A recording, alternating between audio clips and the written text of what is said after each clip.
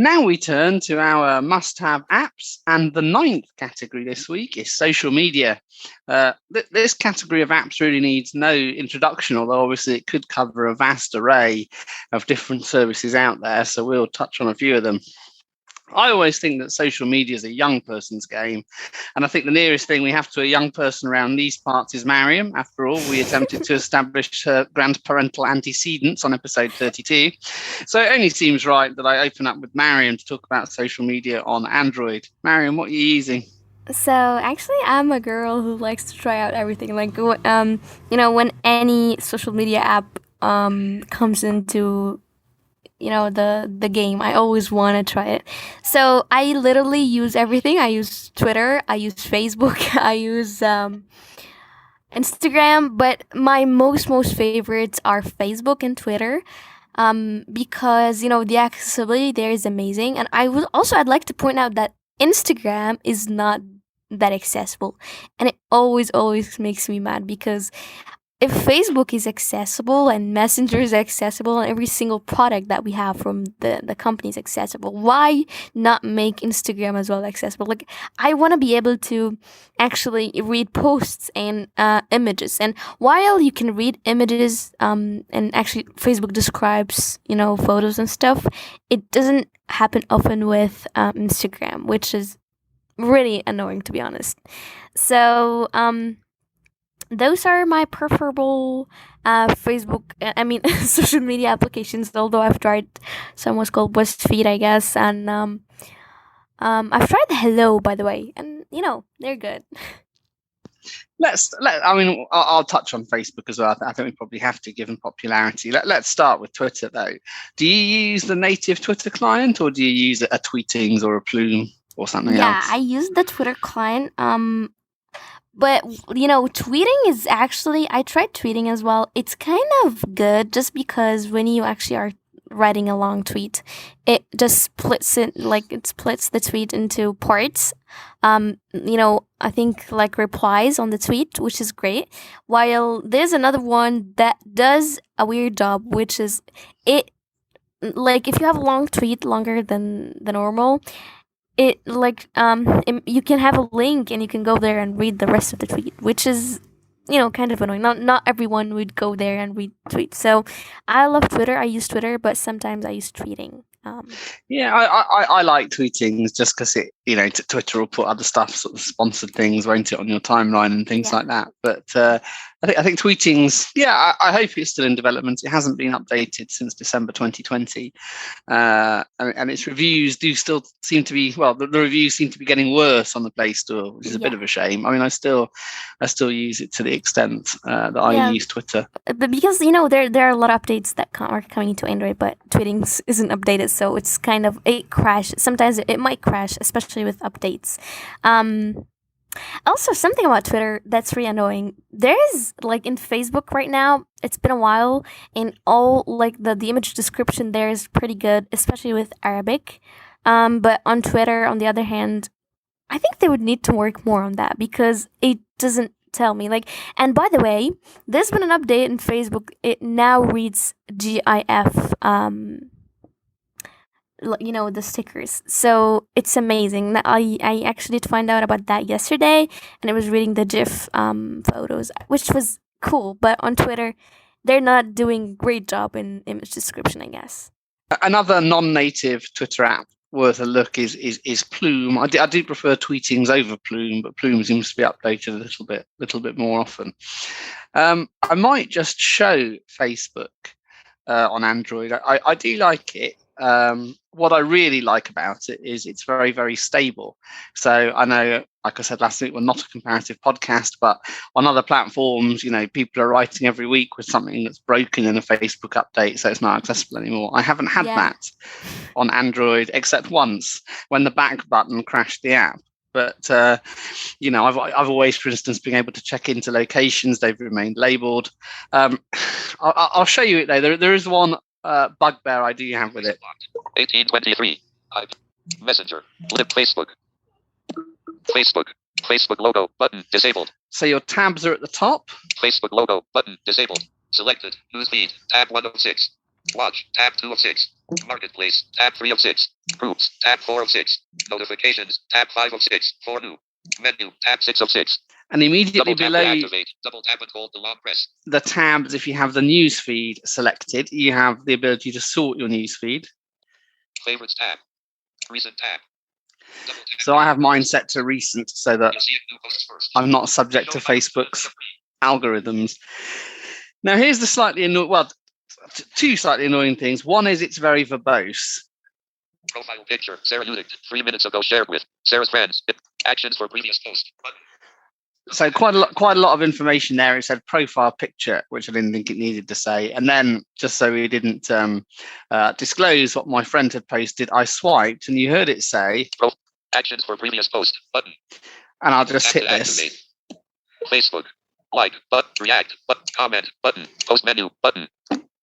But instead of doing a double tap and hold on the post to bring up that menu, next to every post, there is something that you have to swipe past. So it takes you 2 swipes to move between posts. And you might say, well, why don't you just slide your finger down the screen to do sort of get around that? And I'll show you why. Facebook. Profile pic. Profile picture. Beverly is at Buzz Bingo. Home. Button. You get about 2 posts on your screen. So that's why sliding your finger down isn't a particularly productive method of doing it. But still, I do like the fact it's very stable and it never breaks. Yeah, also one of the things about Facebook is in groups, when someone posts in a certain group, it like previously it used to say shared with members or shared with group, but now it says shared with and the name of the group, which is sometimes pretty long and it annoys me. Also, the thing with double tabbing and holding, it works, but also we have the actions for the previous post button, which takes a lot of space in the screen, I guess, and sometimes it slows down my browsing, I guess, which is annoying. Yeah. I should have said you can do it that way, but they have that button there, which it would be really good if they got rid of. But the fact the app is so stable and doesn't seem to break, to me, I think is a bigger thing than that. Now, Yes. I don't use Facebook, guys, but now you're talking about long pressing. What happens when you long press on, I want to say tweet, not a tweet, on whatever post that you have? When you long press on a post, doesn't it just pop up menus maybe near the top, or maybe where does it pop up? The toolbars. Like. Button. Let's see where it is. Comment. Button. Like. Button. It's near the bottom and it's vertical. React. Button.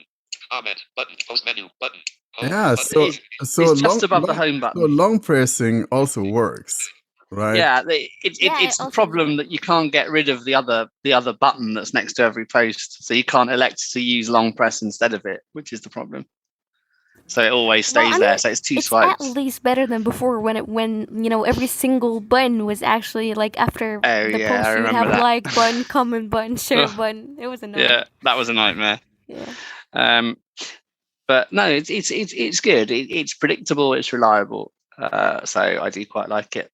Warren, do you use any social media?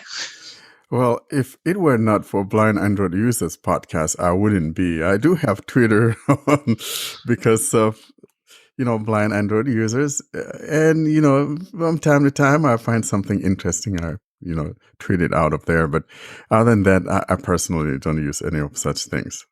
So this is for you guys. I'm not social, but I need to stay social, right?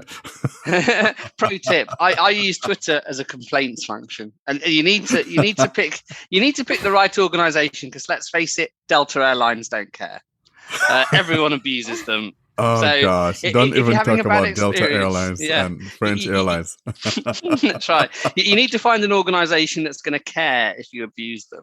But once you are abusing them on Twitter, it's like having a support call, except it's not one-to-one, it's one-to-many. So they are dead keen that their reputation isn't besmirched by some person like me. And when I say abuse, I don't literally mean sort of swear at them or anything. I mean express your issue forcefully in public. And then not only that, but you've also reached someone who's been promoted sufficiently that they've got a computer which gives them access to this company's brand. So it's going to be better than dealing with someone on a call center. So do it. And it's also really good for information finding, because I was sitting in the Air Canada Centre in Toronto a few years ago watching World Juniors ice hockey, and it wasn't on the radio that I had with me. So I asked them if they had any play-by-play, and I got a tweet saying they did. So I went down at the end of the first period and picked up the headset. So it does positive things too. I quite like Twitter for that sort of stuff. That's good. Austin, you must use social media. I've seen you on Bookface. Yeah, I use social media only to promote a podcast and to get some other information and all, to contact friends. I use Facebook. I use Twitter for complaining, like to Good. my ISP. Our government is on Twitter, so we get alerts with rains and all those railways. Our railways on Twitter, so all those people on Twitter, so I follow them. Our municipalities on Twitter, so I follow them. So it's like my Twitter. If anyone sees my Twitter, it's like a newspaper. So I follow all the Indian newspapers and all. I get all alerts. So I use it for all information stuff and for complaining.